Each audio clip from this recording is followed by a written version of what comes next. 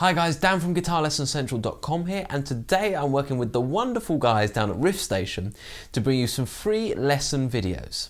In this lesson we're going to be looking at how to play like Jimi Hendrix, and we're deliberately going to be taking the cleaner, more chordal based approach rather than the big soloing style, just simply because I think that is a real huge influence on a lot of guitar players. So I'm going to show you a couple of licks and I'm going to show you a few ideas just to get you moving in the style of Jimi Hendrix. So let's have a look at the lick first.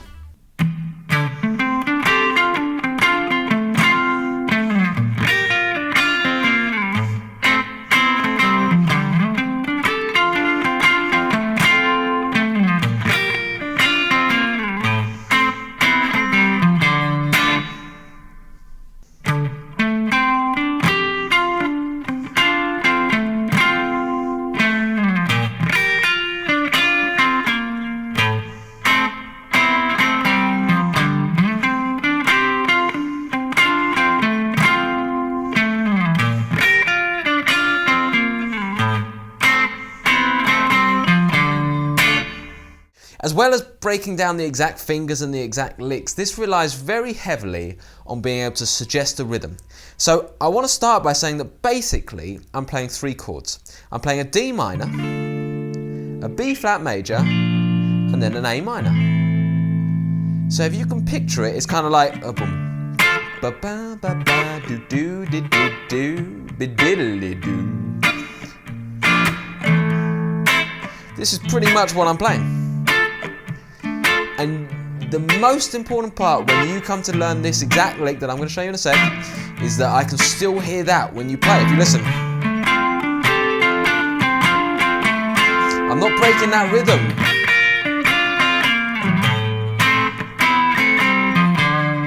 You can hear I'm not breaking that rhythm at all. So that's the most important part, but I do appreciate it's the hardest to get. So we start with the thumb on the 12th fret, like so. The 10th fret, just hitting the root note. That can be your first finger, doesn't really matter. And then I'm going to go up the pentatonic from the 12th fret up to the 12th there, and I'm going to flatten the D and the G string, and I'm going to hammer on the 12th fret of the G string, but keep the D string remaining clear, like so. Then back to the 10th fret, so we get, and that was just finished by going 12 and into 10. Now it's so important that this sound is that and not just, it has to be double. That's what keeps it so rhythmical.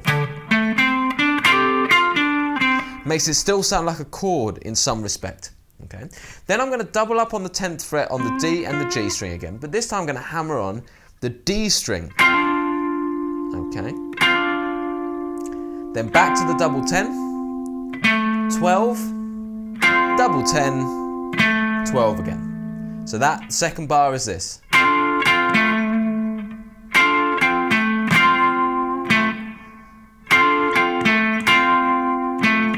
Okay, so altogether in that first two bars is this.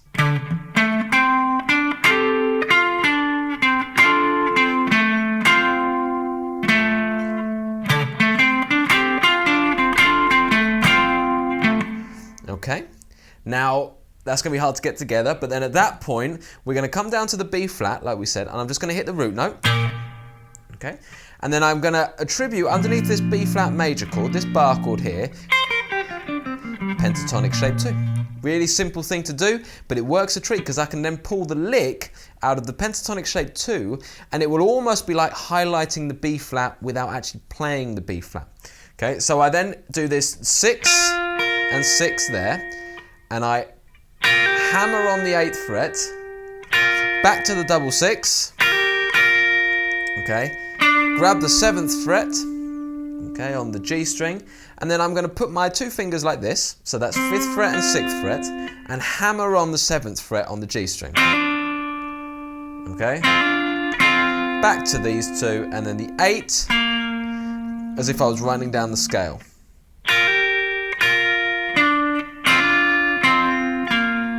So it's a bit fiddly, and in rhythm.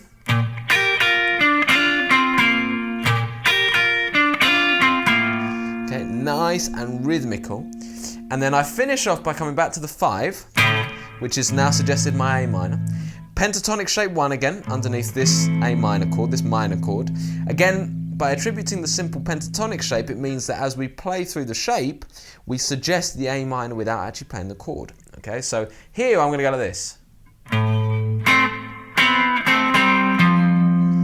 Okay, and then basically what's happening is I'm going 5, grabbing essentially the A minor chord, so you can just hit it like that, or I'm just deliberately picking out the 7th fret and the 5th fret, and then bringing my little finger over here, stretching it right over. So you've got to really get your stretch. See, my thumb's gone right to the back of the neck here.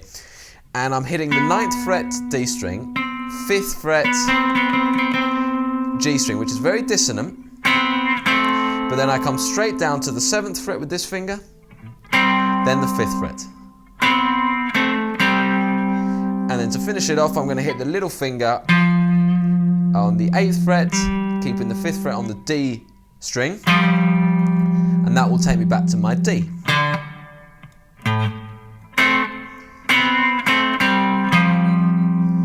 Okay, and then I basically start again, except that the second time round, I've just hit this D as opposed to that D. So then I kind of slide into the first lick.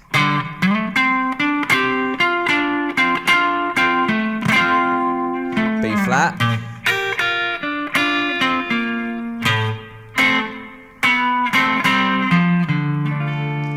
And there you have it. Okay, so when it comes to Jimi Hendrix, like I've been hinting at throughout that little lick, you've got to combine kind of pentatonics with chords. And the main reason for this is so you can do exactly what we just did. So rather than me play a physical, let's say E major, I would actually combine a pentatonic shape 5, which would be like E major pentatonic shape 5. And by playing through that shape, we kind of suggest E major without actually playing the E major. And so therefore, we suggest the chord without playing the chord. So that's what it's all about. And then of course the second half is then going, well, how can I play licks rhythmically? Now, this is a huge topic and something I do a lot with my students, and it does take weeks and weeks to kind of really master. But if you go over to the sheet, and make sure you get the sheet for this lesson, I've actually shown you the different 5 major caged chords and the 5 pentatonics, so you can at least start by putting together the chords with the specific pentatonic shapes, and then you can gradually start thinking about how to apply the rhythms and everything else to it.